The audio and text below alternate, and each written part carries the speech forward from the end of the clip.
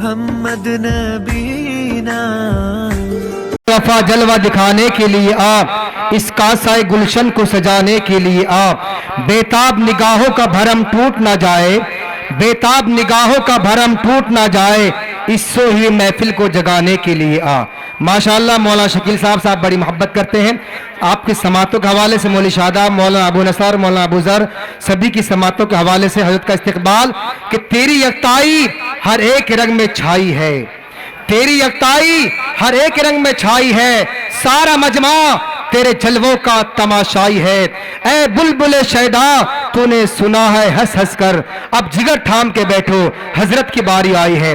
اور نقیب اجلاس مفتی زبیر کے حوالے سے حضرت کا استقبال کہ محفل میں سو چراغ جلانے کے باوجود، محفل میں سو چراغ جلانے کے باوجود، قاری مدثر صاحب کے حوالے سے کہ محفل میں سو چراغ جلانے کے باوجود جب تک نہ آپ آئے اجالا نہیں ہوتا۔ تو میرے بھائی مولانا شکیل صاحب ہمارے مہمان خاص ہیں، آپ بڑی عقیدت کے ساتھ سنجیدہ ماحول بناتے ہوئے انہیں سماعت کریں۔ بسم اللہ الرحمن الرحیم،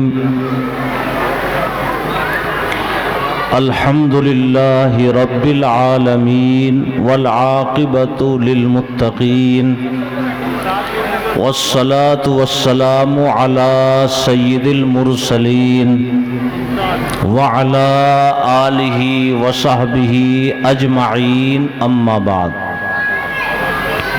اعوذ باللہ من الشیطان الرجیم،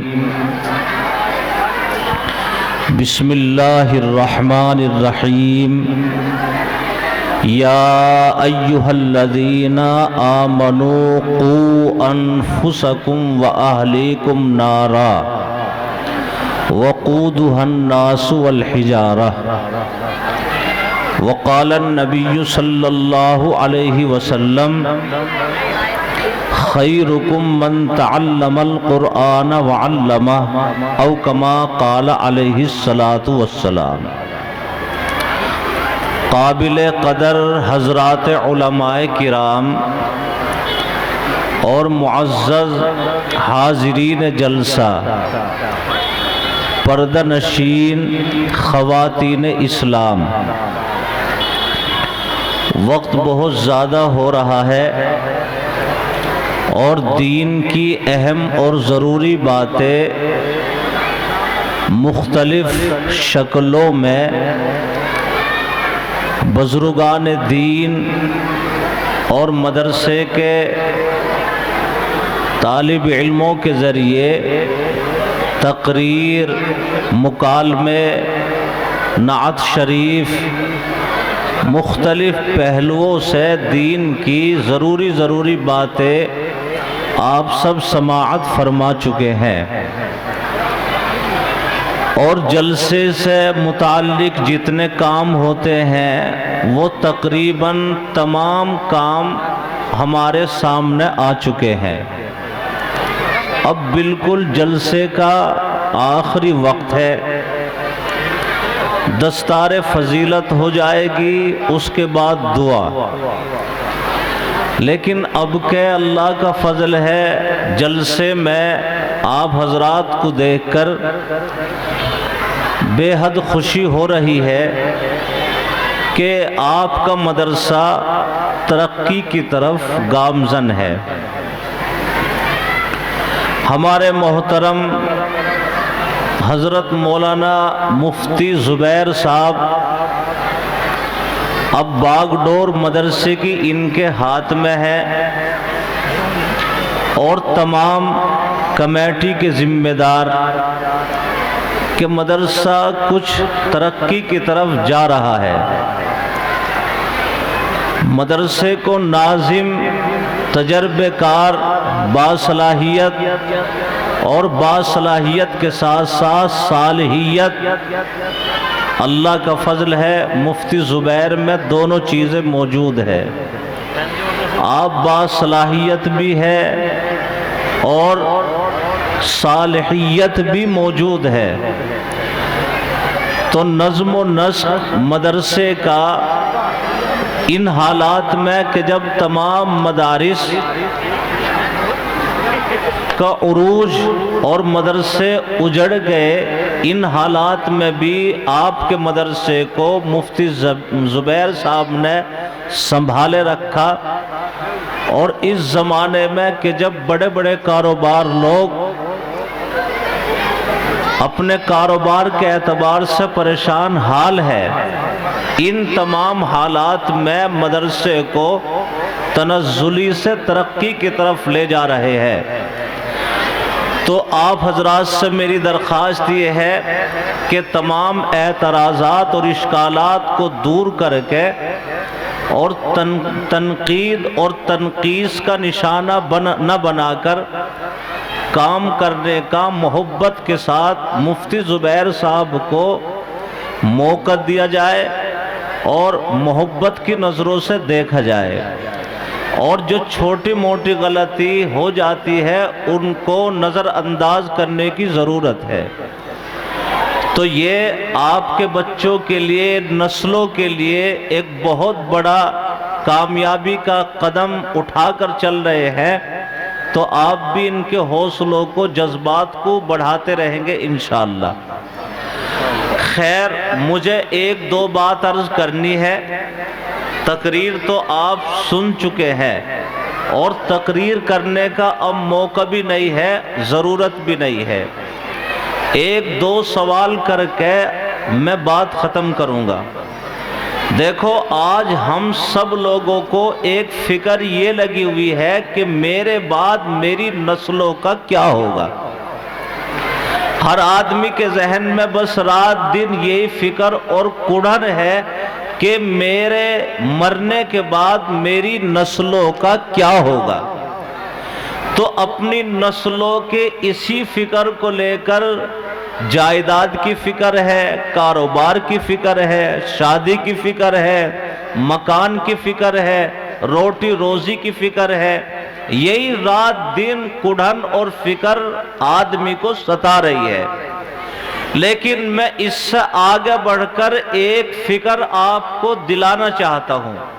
صحیح ہے، یہ ہماری فکر رہنی چاہیے، لیکن اس سے آگے کی فکر، ایک فکر ذہن میں یہ بٹھا لو کہ میری نسلوں کے مرنے کے بعد ان نسلوں کا کیا ہوگا۔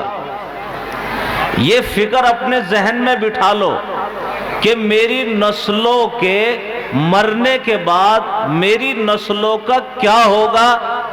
اصل یہ فکر ہے، اور یہ فکر ایسی ہے کہ وہ آنے والی جو آخرت کی زندگی ہے وہ کبھی ختم ہونے والی نہیں ہے، اور یہ جو زندگی ہے ہماری یہ بہت مختصر ہے، اس کی اتنی فکر نہ لیجئے۔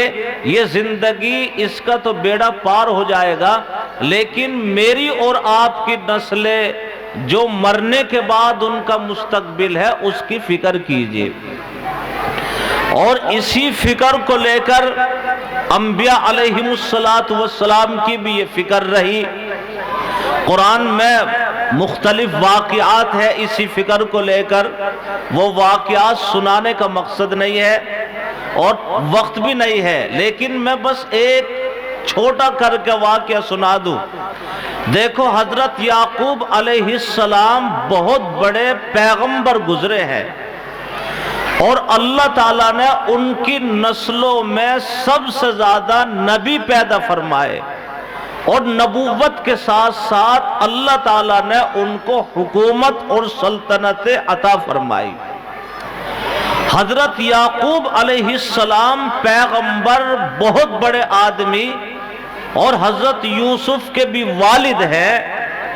جب بالکل ان کا آخری وقت آیا، اب آخری وقت ہے، اس دنیا کو چھوڑ کر جا رہے ہیں، تو اپنے تمام بچوں کو جمع کر لیا اور ایک ساتھ بٹھا لیا اور بچوں سے کہا کہ بیٹو بس ایک سوال تم سے کرنا ہے اور تمہیں جواب دینا ہے، کیونکہ میری یہ کڑھن اور فکر ہے کہ میں دنیا کو چھوڑ کے جا رہا ہوں، آخری وقت ہے میرا۔ کیا سوال کیا؟ قرآن نے اس سوال اور جواب کو نقل کیا ہے۔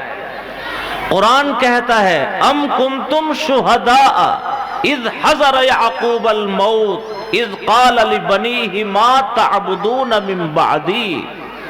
قرآن یوں کہہ رہا ہے حضرت یعقوب علیہ السلام کا آخری وقت ہے، دنیا سے جانے والے ہیں، آخری وقت میں اپنے بچوں کو جمع کر لیا اور جمع کر کے یوں کہا ما تعبدون من بعدی، میرے بچوں مجھے تمہاری جائیداد کی فکر نہیں، تمہارے کارخانے کی فکر نہیں، تمہاری دکان کی فکر نہیں اور تمہاری کسی چیز کی کوئی فکر نہیں، بس فکر ایک ستا رہی ہے اور مجھے نڈھال کیے جا رہی ہے کہ یہ بتلاؤ میرے بعد تمہارا عقیدہ اور تمہارا رب کون ہوگا اور تم کس کی عبادت کرو گے، بس اس سوال کا جواب دے دو اور میں دنیا سے رخصت۔ بہت بڑی فکر لے کر بیٹھے ہیں چلتے وقت، ہم تو آخری وقت میں ہماری تو نسلوں کو لے کر بڑی بڑی فکریں ہیں، لیکن اتنا بڑا پیغمبر جاتے جاتے یہ فکر لے کر اور دے کر جا رہا ہے کہ مجھے دنیا سے کوئی تعلق نہیں ہے، مجھے تعلق تمہارا اللہ کا اور تمہارا کیا تعلق رہے گا مطمئن کر دو۔ بچوں نے ایک زبان ہو کر کہا قالوا نعبد الہک و الہ آبائک ابراہیم و اسماعیل و اسحاق الہا واحدا ونحن لہ مسلمون۔ ایک زبان ہو کر بچوں نے کہا ابا جی فکر نہ کیجئے، آپ دنیا سے جا رہے ہیں چلے جائیے، ہم تو نبی کی نسل ہے اور ہم اسی رب کی عبادت کریں گے جس کی ابراہیم نے کی، اسحاق نے کی، یعقوب نے کی، آپ مطمئن رہیے۔ اس لیے میرے بھائی اس مختصر واقعے کو سنا کر اس کی روشنی میں بس مجھے ایک پیغام آپ کو دے کر اور ایک سوال اور جواب لے کر میں بات ختم کر رہا ہوں۔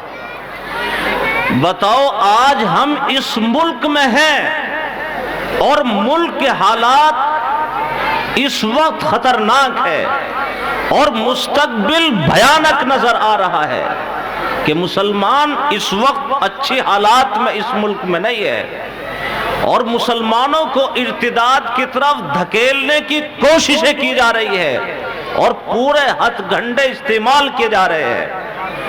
اس لیے اس ملک میں مسلمانوں اپنی نسلوں کو ایمان اور اسلام پر باقی رکھنے کا اس وقت ہمارے سامنے سب سے بڑا مسئلہ ہے۔ بتاؤ میری اور آپ کی نسلیں اس ملک میں مسلمان رہنی چاہیے یا نہیں رہنی چاہیے؟ اس وقت حالات یہ ہے کہ مسلمانوں کی نسلوں کو ان کے عقیدے سے ہٹانے کی پوری جان توڑ کوششیں کی جا رہی ہے۔ تو میں آپ سے بس یہی سوال کرنا چاہتا ہوں، بتاؤ میری اور آپ کی آنے والی نسلیں اس ملک میں مسلمان رہنی چاہیے یا نہیں رہنی چاہیے؟ ہاتھ اٹھا کر کہو کہ ہاں رہنی چاہیے، رہنی چاہیے۔ تو اگر اپنی نسلوں کو اسلام اور ایمان پر باقی رکھنا چاہتے ہو تو اس کے لیے صرف اور صرف مدارس ہے۔ میں بہت سوچ سمجھ کر کہہ رہا ہوں، اگر اس پورے ملک میں میری اور آپ کی نسلیں مسلمان رہ سکتی ہے تو مدرسوں کے ساتھ رہ سکتی ہے، اگر ان مدرسوں کو ہٹا دیا جائے تو میری اور آپ کی نسلیں آنے والے وقت میں مسلمان نہیں رہ سکتے۔ اس لیے بھائیوں اور بزرگوں، ہمارے اکابر اور بزرگان دین نے جو قصبات، دیہات، شہروں میں یہ مدارس اور مکاتب کا جال پھیلایا ہے، ان مدارس کا مقصد پیٹ پالنا نہیں ہے، عہدہ نہیں ہے، سیکریٹری خزانچی بننا نہیں ہے اور محتم بننا نہیں ہے۔ مدارس کا مقصد تو یہ ہے کہ آنے والی مسلمانوں کی نسلیں مسلمان رہے، اس کے علاوہ مدرسوں کا کوئی مقصد نہیں ہے۔ اور میں اور آپ اس مقصد کو نہیں سمجھ رہے ہیں۔ اگر اس مقصد کو سمجھا ہے تو اس وقت جو دنیا کی سب سے بڑی اسلام مخالف طاقتیں ہیں، انہیں معلوم ہے کہ جب تک مدارس کا جال رہے گا تو مسلمان آنے والی نسلیں اسلام پر قائم رہے گی۔ اس لیے آج پوری دنیا کا باطل کوڑا ایک پلیٹ فارم پر جمع ہو چکا ہے اور جمع ہو کر ان مدرسوں کو برباد کرنا چاہتا ہے کہ اگر مدرسے برباد کر دیے اور مدرسے ختم ہو گئے تو پھر مسلمان اپنے اسلام پر باقی نہیں رہ سکتا۔ اس کے لیے مختلف شکلیں وہ بنا چکے ہیں۔ تو اس لیے میرے بھائیوں، میں اس مختصر وقت میں آپ حضرات سے یہ اپیل اور گزارش کرنا چاہتا ہوں کہ اگر مدارس اسلامیہ اپنے تحفظ اور اپنی بقا کے لیے مسلمانوں سے جان کی قربانی مانگے تو کہو کہ انشاءاللہ جان کی قربانی دینے کے لیے تیار رہیں گے۔ دونوں ہاتھ اٹھا کر کہو کہ تیار رہیں گے۔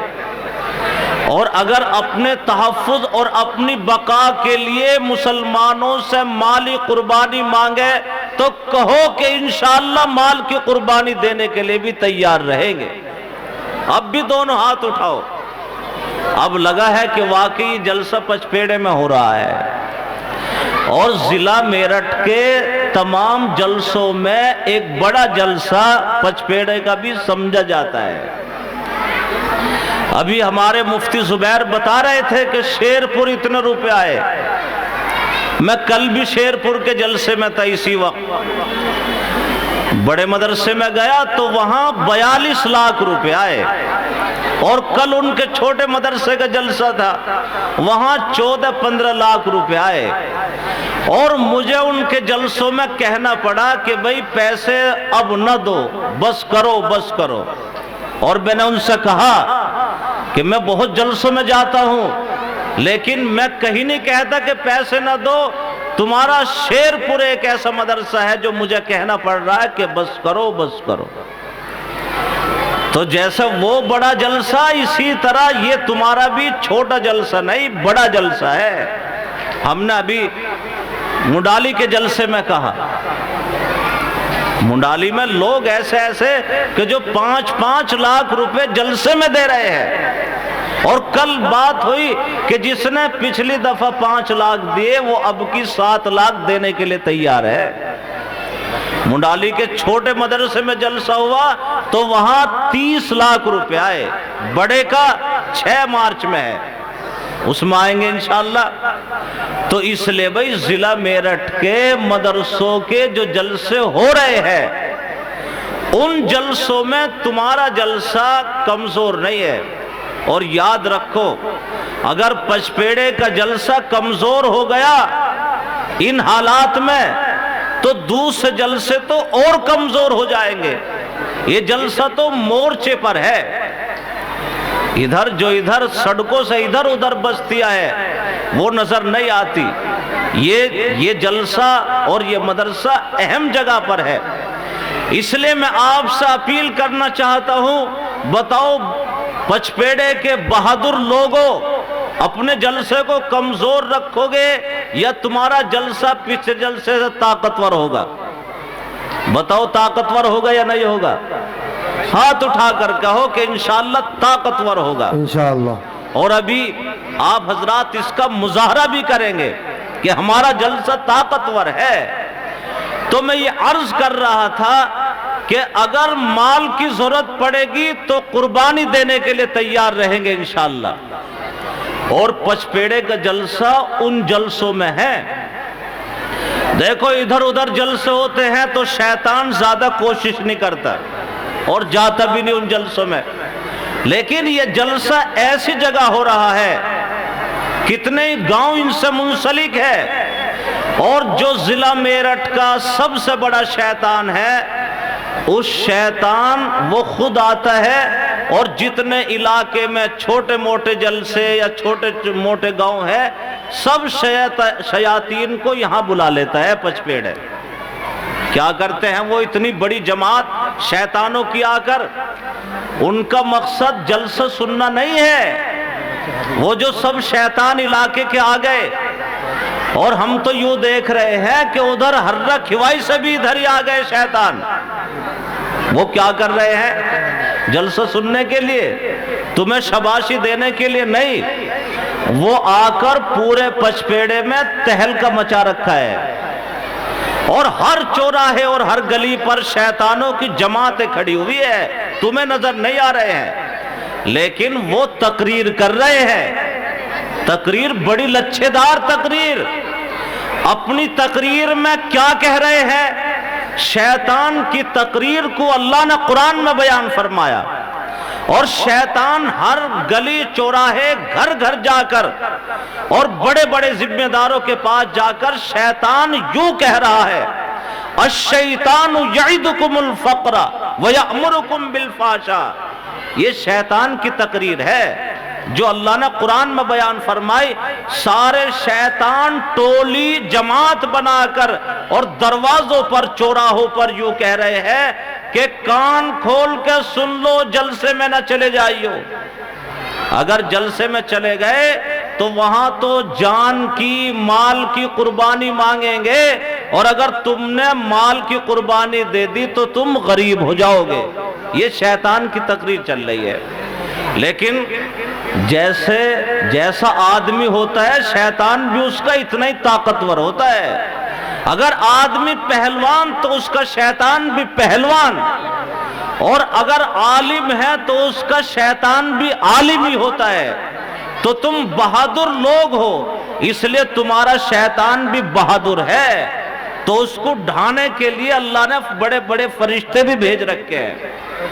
فرشتے بھی بڑی تعداد میں آئے ہوئے ہیں کہ پچپیڑے کا جلسہ ہے اور بہادر لوگوں کی وہ بستی ہے، اس لیے اللہ تعالیٰ نے بڑے فرشتوں کو بھیجا، اور فرشتے اللہ کی تقریر تمہارے کانوں تک اور تمہیں جھنجھوڑ رہے ہیں، اور یوں کہہ رہے ہیں واللہ یعدکم مغفرۃ منہ وفضلا، واللہ یعدکم مغفرۃ منہ وفضلا۔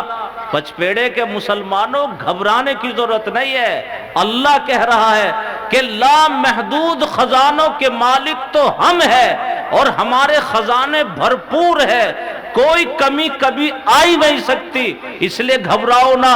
اللہ کہہ رہا ہے اگر جلسے میں جا کر میرے دین کو، قرآن کو باقی رکھنے کے لیے 1 دو گے تو 10 دوں گا، 70 دوں گا، اور 700 دوں گا، کئی گنا دوں گا۔ شیطان کہہ رہا ہے اگر خرچ کرو گے غریب ہو جاؤ گے، اور اللہ کہہ رہا ہے اگر خرچ کرو گے تو مالدار کر دوں گا۔ بتاؤ شیطان کی مانو گے یا اللہ کی مانو گے؟ اللہ کی مانیں گے؟ ہاتھ اٹھا کر کہو سب اللہ کی مانیں گے۔ اس لیے اب تم بیٹھے رہو گے یا جلدی سے کھڑے ہو گے؟ اور